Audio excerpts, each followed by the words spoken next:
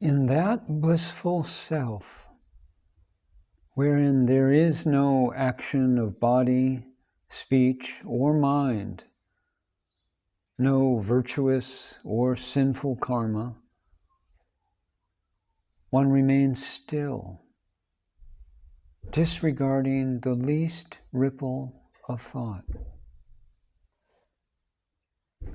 In that self, where there is neither conceiver nor conception of the world of names and forms,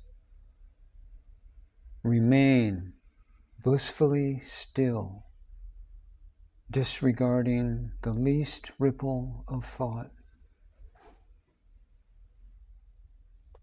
In that self, where no anger, desire, or ideas such as this is mine and that is yours arises, where there is no confusion, bigotry, or envy. In that self, where no thought of bondage or release is present, abide blissfully still, without the least ripple of thought. Firmly abiding in the self, one acquires the totality of all knowledge and achieves the successful completion of all endeavors and duties. In that state, abide blissful and still, without the least ripple of thought. Mind merged completely in the self, one becomes a Lord without rival, steeped in bliss beyond compare. In that state, abide still and free from the least ripple of thought, in the conviction that I am the self, in which no thought, ego, desire, mind, or confusion can exist. Abide blissfully still, without the least ripple of thought.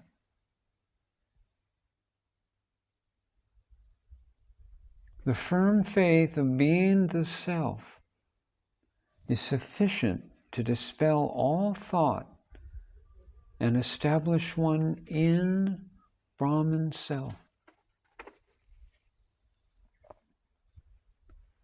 In due course, even this practice, this faith, and the last thought fades away, leading to the spontaneous effulgence of the self.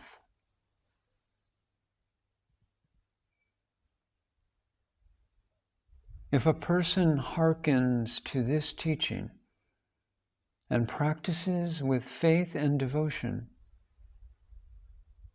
even if they are a great sinner, all sins will be washed away, forgiven as the persona vanishes in the Brahman self.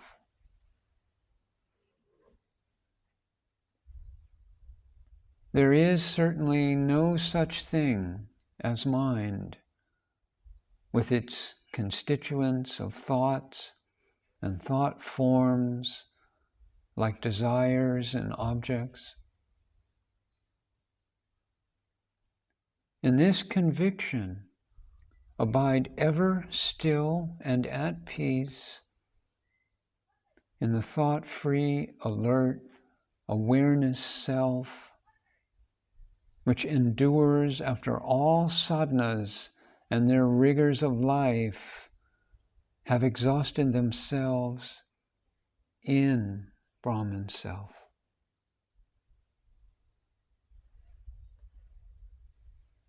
Having gained the experience that there is no creator or Maya, no illusion, confusion, or veil of ignorance, no duality at all, no objects, and pure awareness self alone exists. Remain still and peaceful in that blissful effulgence. If a person gives heed to these teachings, they would certainly gain the grace of Lord Shiva as the formless being self in all hearts, and abide in the absolute consciousness.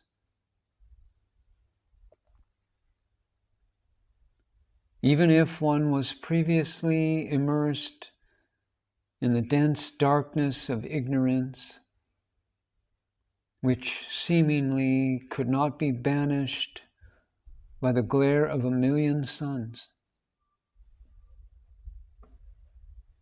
Why waste words? This is the truth in a nutshell. Only those who have earned the grace of Lord Shiva by long devotional worship will get the rare opportunity of reading or listening to this scriptural text, which leads to the bliss of peace everlasting in Brahman self.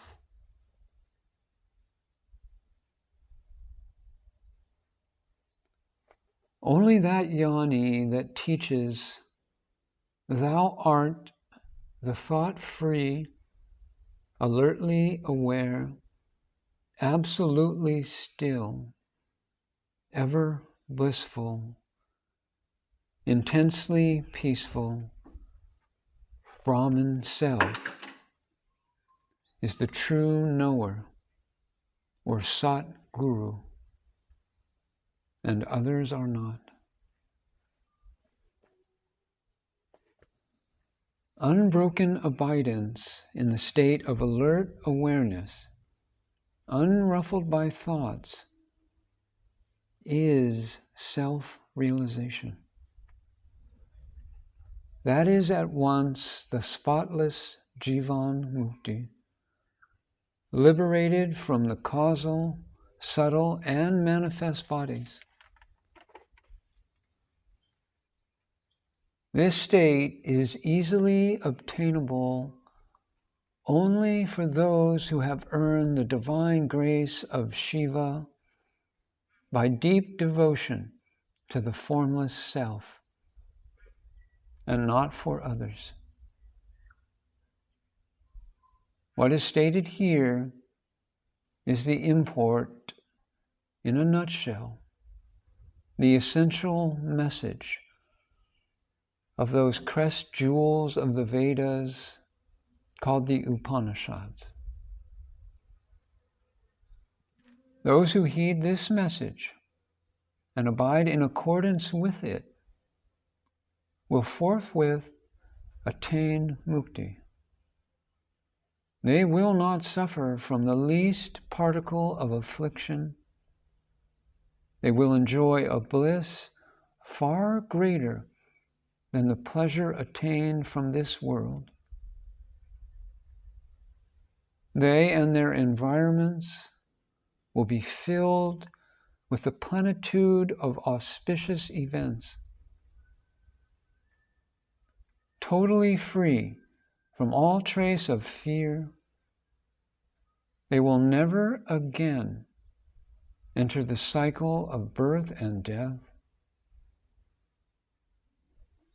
They will become the immutable Brahman self. All this is the truth beyond doubt. By our Lord Shiva, again and again, we swear that this is the fundamental truth. That state of still, pure, effulgent awareness is moksha, enlightenment, the state beyond compare. Those who maintain an unbroken abidance in that supreme state will never more be touched by suffering and confusion, and will be absolved from all duties. Such seeming duties, if any, will be completed without volition on their part. They will eternally abide as the Supreme Self.